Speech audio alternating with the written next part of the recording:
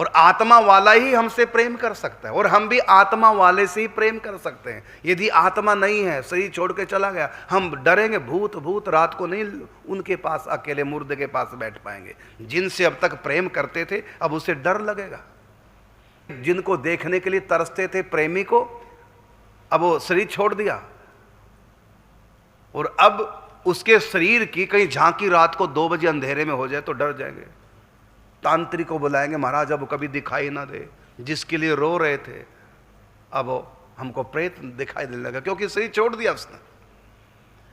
तो ये प्रेम तत्व आत्मा का धर्म है, और ज्ञान तत्व आत्मा का धर्म है, देह का नहीं। हां, आत्मा की ये 2 गुण प्रकट होते हैं इस शरीर के माध्यम से।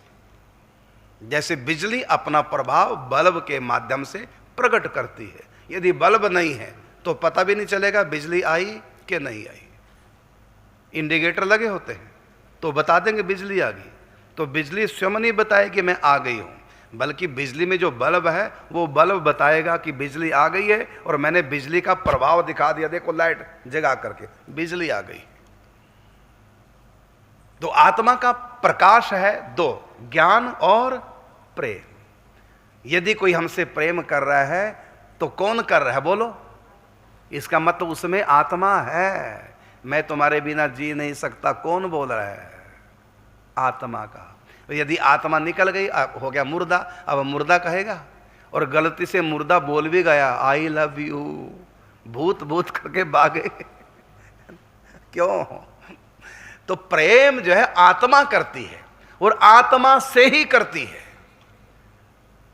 यदि उसमें से आत्मा निकली, कौन करेगा प्रेम?